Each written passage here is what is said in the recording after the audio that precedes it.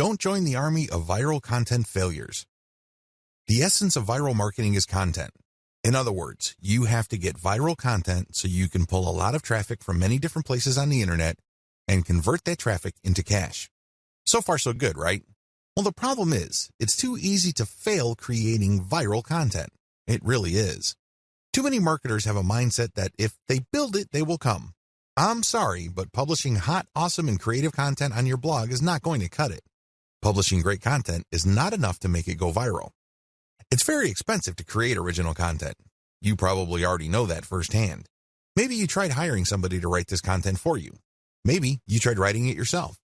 Regardless of how you tried to do it, the lesson is still the same. It's expensive. Either you pay in the form of money or you pay in the form of time. Viral success all boils down to the right eyeballs. In other words, you need to get niche viewers. The secret to viral marketing is not massive amounts of views. It is neither a tremendously mind-boggling amount of traffic. Believe it or not, raw views or raw visibility is not going to translate to much money. Seriously, millions of views won't produce real cash, unless those views are from the right eyeballs. Unless you're just trying to make money off of YouTube videos and you get paid per 1,000 views, traffic in and of itself is not going to put food on the table. Viral content pieces are not commodities. I know I've told you that one key aspect of effective viral marketing is to find stuff that has gained traction on Facebook and reshare it on Twitter, as well as YouTube. But there is a limit to this. Please understand that just because it's hot on Twitter, it doesn't necessarily mean it will gain the same traction on Pinterest, Instagram, or Facebook. After all, if you're sharing video, it's hard to do that on Pinterest. Pinterest is geared only for pictures. While you can get quite a bit of traffic, please understand that it's not as simple as just shifting content from one platform to another. The bottom line, viral popularity doesn't matter. I know you're probably shocked. You're probably thinking, are you crazy? Do you mean to tell me that if my content gets a lot of likes, favorites, and comments, my stuff is still no good? Yes, that's precisely what I'm trying to say. Those metrics don't matter. Do you know what matters? Shares or retweets. Those are the only user actions that matter because they play a direct role in determining how much and how often your content gets redistributed far and wide. It really doesn't matter whether you have a piece of content that gets a lot of commentary and has a lot of favorites and likes. That's not going to help you. You need the right eyeballs. Considering the fact that people who follow other people or who have friends tend to have the same shared interests, then it makes a lot of sense to get your stuff shared as much as possible. When people share your stuff on Facebook, chances are they will share it with people who share the same interest in your niche. That's what you should be shooting for. I've revealed a lot of secrets in this video. Please understand that it's not about the content. Instead, it's about the right eyeballs. You can't treat viral content like some sort of commodity. Also, the vast majority of social signals don't really matter when it comes to viral marketing. In video 2, I'm going to shock you even more with another eye-opening revelation. Shocking fact, viral content is everywhere. Believe it or not, there is tons of stuff going viral on Facebook and Twitter every single day. In fact, according to a fairly recent estimate, over 2 million new pieces of content get published every day. You best believe that a significant percentage of that goes viral on social media and on the internet in general. Content goes viral all the time. There are lots of reasons for this. First, the content has some sort of emotional feel. Maybe it's funny, maybe it's shocking, maybe it angers people. Whatever the case may be, people get so worked up that they can't help but share that piece of content. Another reason is just raw cuteness. If you keep seeing videos of cute kittens, this is the cute factor at play. This is pretty self-explanatory. This can apply to infants, animals, or older people doing interesting stuff.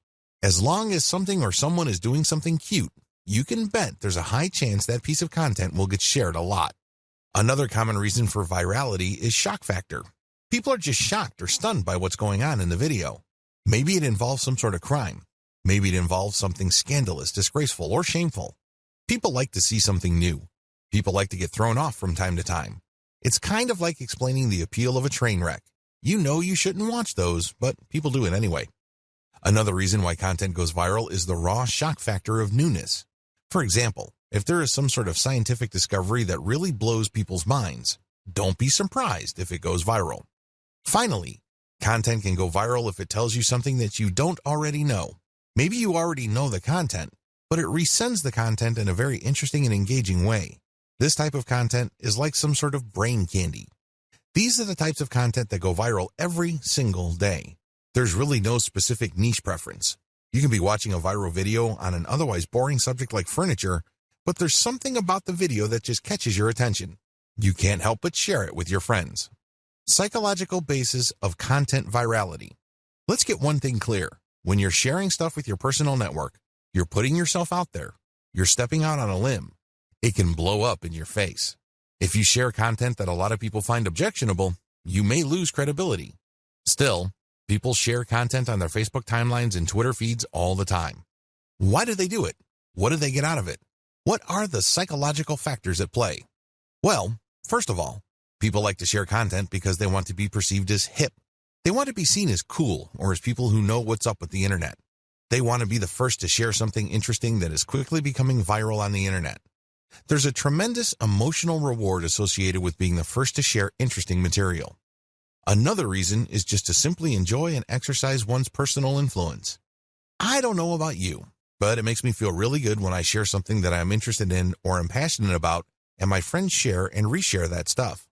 Basically, they validate me when I see that. They tell me in so many ways that my opinion is important. Every share that my content gets is a vote for my personal authority, expertise, and credibility. Finally, people share content because they simply think it is valuable or interesting. In other words, it captures their range of personal interests. Here is the secret. If these people's networks are refined enough to the point that they basically share the same set of interests, you can bet that that content will go viral. Basically, if you like rabbits, and I like rabbits, and I post videos of cute rabbits, chances are you will click the share button once you see my status update on your timeline. Chances are you also have friends who are interested in the same things. You probably have friends who are interested in rabbits, and they will share your content, and so on and so forth. Never underestimate how viral shared interests could be, because this is how Facebook is organized. When you add people to your friend network, chances are they're from the same background as you. They have the same experiences. You went to the same school, and you may have a wide range of shared interests. It is these overlapping shared interests that help fuel virality. So what is the real truth about viral content marketing? There are 3 things that you need to wrap your mind around. Do this, and you will do well with viral marketing. Screw this up, and you will continue to mess up long into the future. You will continue to struggle. First, you don't have to come up with something new. Second, you can reuse somebody else's stuff. Third, you can reverse engineer your competitors' viral materials and networks. Put this all together, and you have all that you need for a successful viral content marketing campaign. Save time and money by deciding not to do this. Let's get one thing clear. You definitely have the right to try to come up with your own content and hope against hope that somehow, some way, it will become viral. You're more than welcome to do that. But let me tell you, if that is your plan, prepare to waste a lot of time, money, and motivation. I don't know about you, but for me, there is nothing more demoralizing than putting in a lot of time, effort, and emotional energy into something and not seeing any results. No traffic, no conversions, no cash, no way. You only have to go through a few more days or weeks of that experience before you want to give up. That is precisely why a lot of people fail with viral content marketing. They see that it's not working, so they give up. The sad fact is, they set themselves up to fail. They let themselves down. How come? They pursue the wrong strategy. They try to come up with something hot, new, awesome, revolutionary, and groundbreaking. But for every single marketer who is able to pull that off, there are countless others who fall flat on their faces. My advice to you, don't do it. Seriously, don't even try. Let's get real here. Just because you think a content idea is hot and will go viral, it doesn't necessarily mean that it will. In fact, in most cases, that never happens. Unless you can read the minds of your target audience members, you would be better off not coming up with your own stuff. Coming up with some new viral content can be expensive, both in terms of time and money. The better way. So, what is the best way to do viral content marketing? First, you need to zero in on your niche. Remember, not all the viral content out there being shared over and over again is in your niche. In fact, the vast majority is probably not in your niche. Focus instead on proven winners in your specific niche. You need to look at how many times they've been shared. You need to look at how many times they've been retweeted. These are good indicators of how truly viral they are. It's extremely important that you focus on how many shares a piece of content has gotten. This is a good indication of how viral it is. Let me tell you, it doesn't matter how many times people like it, bookmark it, comment on it. None of that matters. Because when they do that, they're not directly recommending that piece of content to their circle of influence. They're not pushing that piece of content to people who may share the same interests when they click the like button or leave a comment. Don't waste time considering social engagement signals that don't really push the ball forward. Focus on what counts.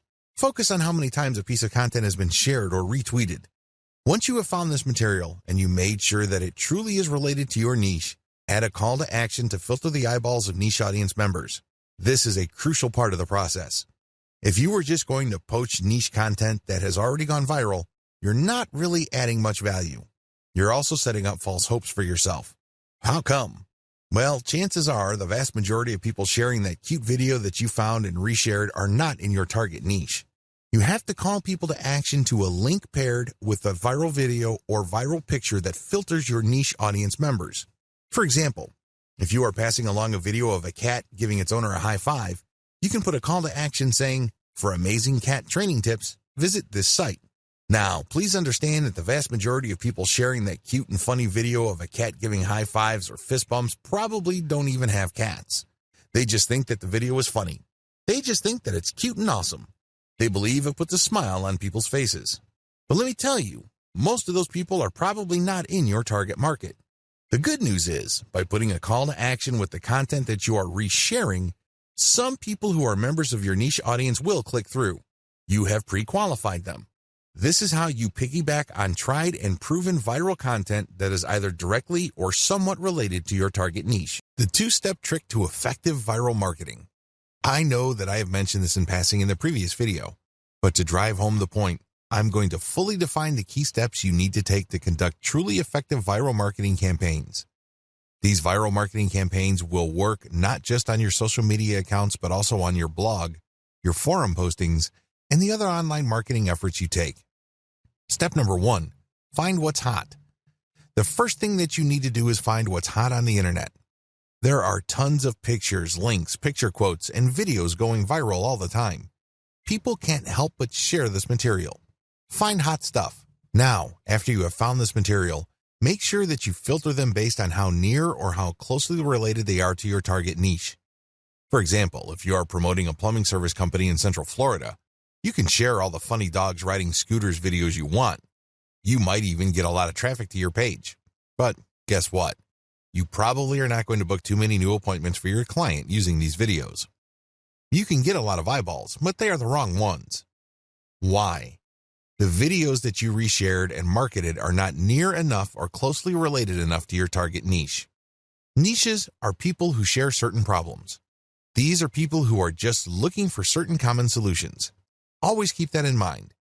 Just because you get a lot of traffic, it really doesn't mean much. Step number 2, share viral content to drive conversions.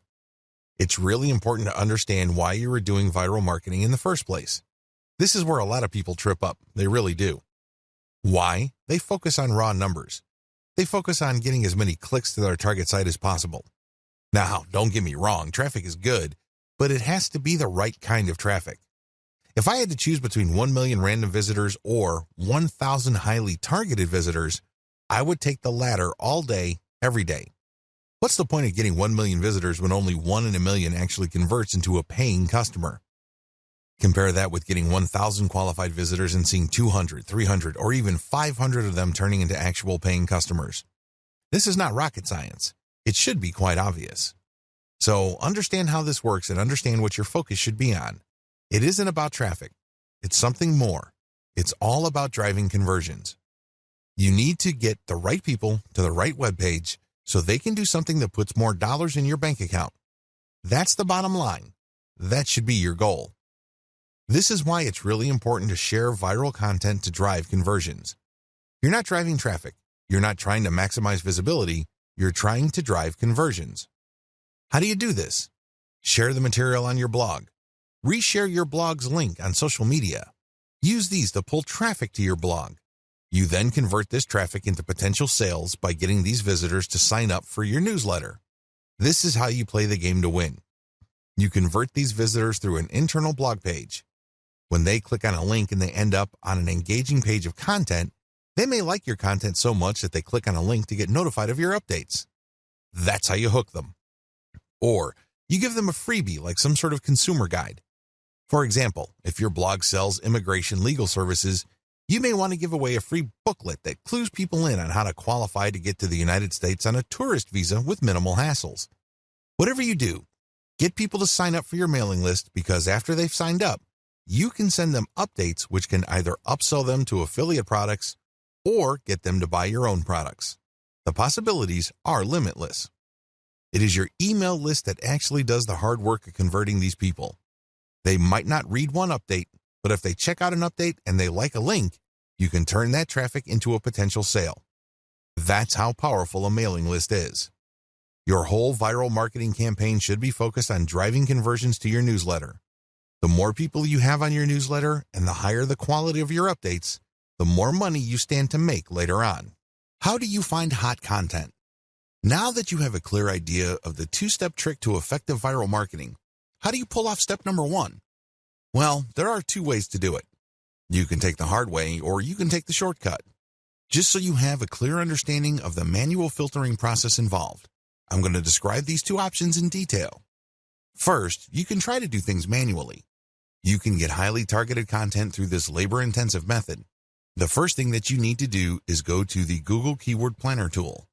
If you don't know what that is, sign up to Google Ads and click on their Tools link and you will be shown a menu that lists the Google Keyword Planner tool. Click on that tool. Enter a few keywords directly related to your niche. Keep doing this and you will see tons of related keywords. Once you have this massive list, filter them based on their accuracy or specificity to your niche.